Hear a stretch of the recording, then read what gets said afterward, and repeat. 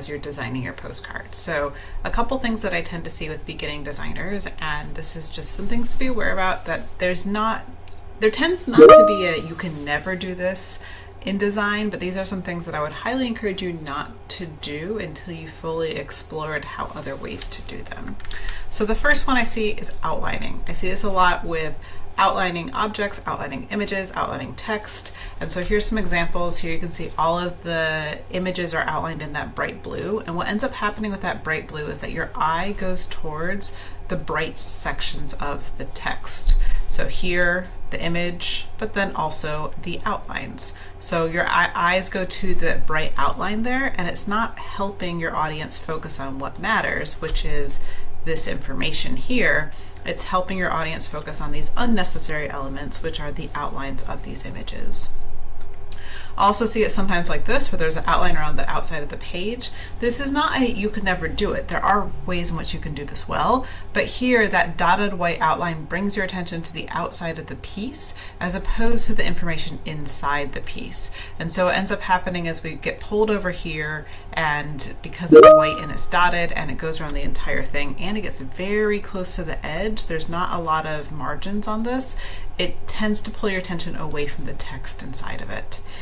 And then doing something like this where you're outlining the outside of the image with the drop shadow is absolutely fine. You can do it, but you want to be cautious about how you're doing it. So red and black are accessibility issues. People tend to see red and black. Some people see red and black as the same color, so they're not going to see this. All they're going to see is that sliver of a white outline around the edge of this. And so you want to make sure that you are thinking through all the accessibility components that we talked about earlier in the semester, and then also thinking about, if you are outlining text, that it is something that is easy to read. So here, this outline here would not be easy enough to read if I only saw red and black. So if I saw red and black as the same colors. Here you can see there's an outline around the text, but this is making it it's making it a little easier to read because there wouldn't be enough contrast around some of this background. But instead of doing that, I would encourage you to change the background. So could you change this background element to be something else? Could you explore a transparent background? Could you explore a different color text? Could you explore where the text is located and where the position is in that? Because right now that outline is not really helping it as much as I think that the designer was hoping for, and that something like here would not need that outline because there's actually enough contrast over that background image.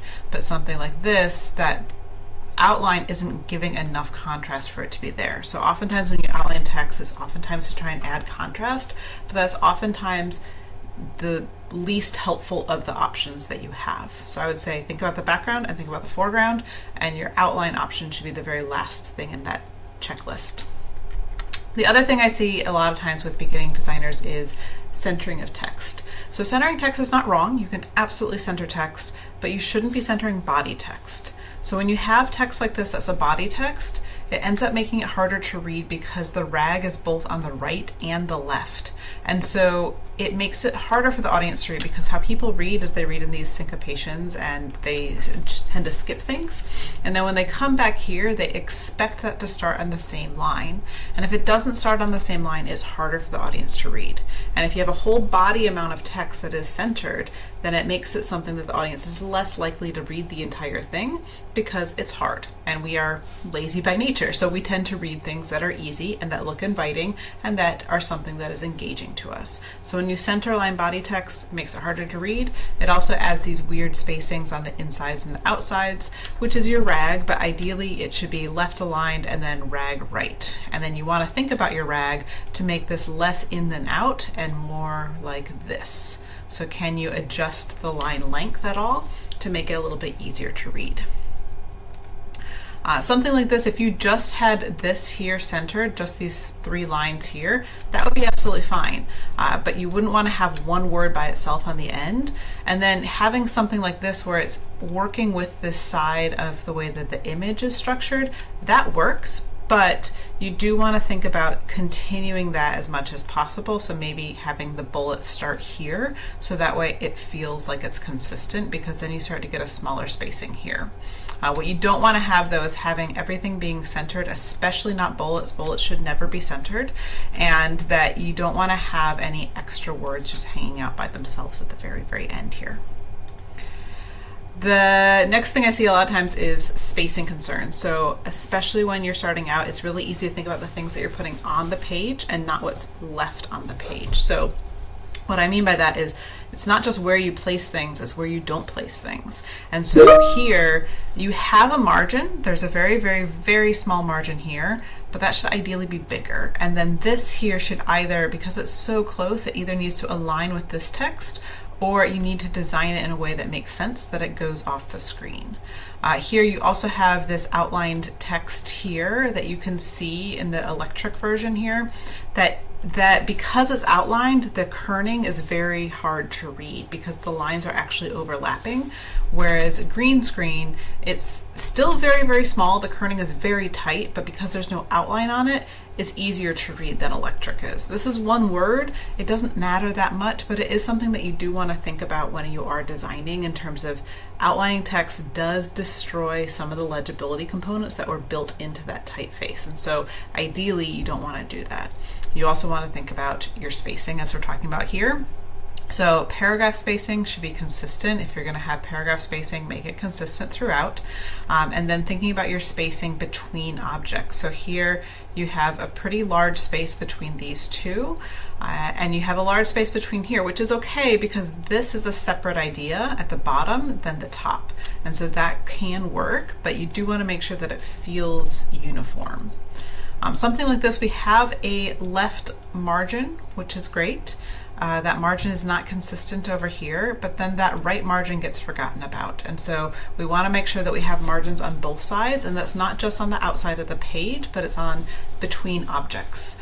The other thing is that here you have essentially three lines that you're working with. You have this line, you have this line, and you have this line. And then this line doesn't really have a line because it's not really there, but it's a little bit inconsistent in terms of how things are set up. So you ideally want to align everything to itself. So that's either everything's left aligned, or everything is centered aligned, or everything is right aligned. There's different ways that you can do it, but ultimately you want to be careful with having too many lines because then it makes it feel a little bit unclear as to where you want your audience to look. The other thing is this has no margin down here. It's right close to the edge of that outline down at the bottom. Having an outline like this that is less noticeable is fine, but this is a little bit too saturated because it still pulls your attention to that outline. Ideally, you want your attention to be pulled here, not to this outline here. So this outline is working better, but it still could be a little bit softer and have that text and then the part that you want to focus on, the focal point there. And then here, this is using rule of thirds nicely. We have the rule of thirds kind of happening here, and then a third here and 2/3 here. But where this tends to, it could use a little bit stronger spacing is that space down here. So we have a nice amount of space here that's really separating the title from the information down here. I would like to see that same amount of space before you get to the grass. So the grass should be pulled down a little bit further, which may mean that you need to shrink this a little bit more and that you can have that working there a little bit better. This has a little bit of a drop shadow, which is working well with this background. So that white on that green is not quite enough to really have enough contrast, but having a drop shadow instead of an outline is actually helping you be able to read that much easier. So going into contrast, which we kind of just talked about a little bit previously, you want to make sure that you are thinking about the accessibility components that we talked about earlier in the semester. So thinking about the modules that talked about accessibility, you should always be checking your work for contrast, and that is using the contrast analyzer, but also you can use the, you can just make it grayscale and take a look at it. So here, if I make this grayscale, you can tell that in the large text, it is readable. I can read this, but as you're getting to the smaller text, it's becoming much, much harder. And so you want to make sure that also orange on blue, because they're opposite colors, they tend to vibrate. And so here, especially in the smaller versions, I'm getting some vibration happening with that particular color orange with that particular color blue. So I would want to shift that a little bit more. And you can always just either bring that into Cobliss, which is in the accessibility module, or if you're working in PowerPoint, you can go to view and grayscale, or you can look at it in your color contrast analyzer and see what that looks like. Here, this would pass the color contrast analyzer, but because you're working with a background image, it's just making it a little bit busy, and that makes it harder to read. So as I said earlier, we tend to be lazy. We don't want to read things if it's difficult. It does have enough contrast, but it is difficult to read it because of these differences in the background images over here. So I would probably explore this a little bit more and see if I can maybe take this and make it solid blue, and then over here is this transparent item. I would also want to explore having a bit more space by maybe changing the text size, which we're going to talk about in a minute, and also thinking about your margin. So this margin is very, very tight, this margin is very tight, and then the margin around this item over here is very tight. So going with that one, text size is also something that you want to think about. So coming back to this for a second, this text here is probably roughly about 15 points. And when you have body text, you really want to keep it 9 to 11 points for body text. There are reasons to go higher or lower depending on the typeface. It's really dependent on the X height. So the bigger the X height, the smaller you can go. The smaller the X height, the larger you go. If you're working with populations that need readers or have low vision, then you'd want to go higher in that, but you tend to not really go to, we want to keep it 9 to 11 points for body text. There are reasons to go higher or lower depending on the typeface. It's really dependent on the X height. So the bigger the X height, the smaller you can go. The smaller the X height, the larger you go. If you're working with populations that need readers or have low vision, then you'd want to go higher in that, but you tend to, and also thinking about your margin. So this margin is very, very tight, this margin is very tight, and then the margin around this item over here is very tight. So going with that one, text size is also something that you want to think about. So coming back to this for a second, this text here is probably roughly about 15 points. And when you have body text, you really want to keep it 9 to 11 points for body text. There are reasons to go higher or lower depending on the typeface. It's really dependent on the X height. So the bigger the X height, the smaller you can go. The smaller the X height, the larger you go. If you're working with populations that need readers or have low vision, then you'd want to go higher in that, but you tend to not really go to 15 points for body text unless you're really working with a population that is specifically hard to read. So this is a little bit too high, as is this. This has, because the typeface itself has some contrast within it, so there's some thins and thicks in the typeface, it makes sense to go into a larger typeface here, but I would probably want to make this just a little bit smaller because it is, one, has very small margins on the sides, and that would allow you to have a little bit more space, and two, it just feels a little bit big and bulky for body text, and you would want to have more margins all around, and you can do that easier with a little bit smaller text. And then I want to talk about imagery. So just a reminder that in this department you cannot use illustrations or vectors that you did not create. So you can't use something like this that you pull from another site. None of these are acceptable. That will count as plagiarism. So unless you've drawn this yourself, you cannot use them. And then you want to make sure that you are, if you're using imagery, that it is royalty and copyright free. So you've gotten it from Pixels or Unsplash or Pixabay or one of those sources. And ideally you want to use one image. So when you tend to have a lot of images like this, it really pulls your audience in a lot of different directions. The other thing is that we see faces and we follow faces. So here we see this kid's face, which is the largest face, and we look over here, but that's looking off the screen. And then we have these faces here, which also pull our attention, and they're all kind of looking directly at us, so our eye kind of gets stuck there a little bit.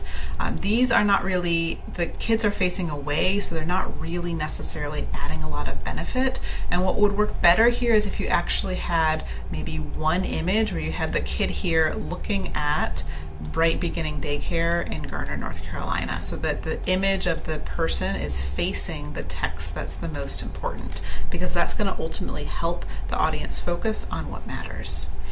This is an example of it done well. So originally this designer had taken it and the face was facing this way, so it was flipped, and ended up flipping it this way so that your eye goes towards the flash sale, and that this ends up creating this component where you have the person is directly working with the header that you want to work with. So thinking about how you can use that effectively in the images that you choose. And if you do have more than one image, it needs to really make sense for the design. So something like this makes sense. The cat is in a bubble, the dog is in a bubble, and it feels like this is an integral part of the design itself.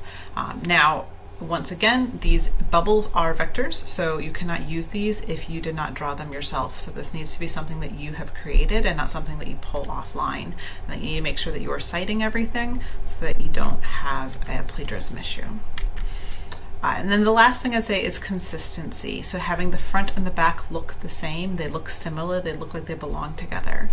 So this designer here drew the images on the front and the images on the back, so there is some consistency there. It's a slightly different style, but the back does have a much smaller space, so it'd be hard to have the style from the front with like this chunky outline area.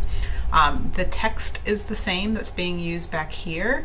We don't have that sale appearing anywhere in the back, which could make it feel a little bit more connected. The background colors have shifted. Now this purple is very similar to this purple, but there could be a little bit more consistency between them. It feels connected, but it could feel a little bit more connected. One thing that's working well here is that this outline feels like it's part of the design.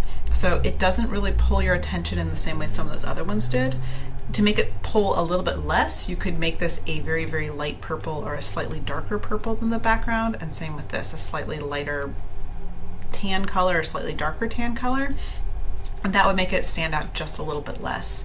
The margins are working well. They feel pretty consistent around the edges, and that there is enough hierarchy that's pulling your attention to what matters. So here our attention is pulled to spring sale and bring this postcard in, and along with the illustration. So this consistency is very close. It's not quite there yet, but a lot of the other components are working really well here. For this one, I feel like this one is an example of a black and white version. It feels very consistent on the front and back. The typefaces are the same. The black and white scheme is the same. Even kind of playing with the multiple columns is very similar. So the columns are different, but here we have a column here and a column here, and here we have column and column. So they do change, but we also have this like black bar that we're playing with the black bar here, and the text itself is very consistent. It feels like these belong to the same family. So you do want to think about the front and the back and how you can feel like those belong together really well. So hopefully these tips and tricks will help you for your project upcoming. I want you to think about how you can apply these components. So think about not outlining unless absolutely necessary. What else can you do to make that text stand out? Not centering your body text and really thinking about aligning things, left align if it's meant to be read and make it easy. Think about your margins, think about the spacing between objects, think about your color contrast and the contrast with the background, making the text 9 to 11 points for body text specifically, making sure that you're using one strong image that either you took or you found from a copyright royalty-free website. Do not use images that are illustrations unless you drew them, and then making the front and back consistent.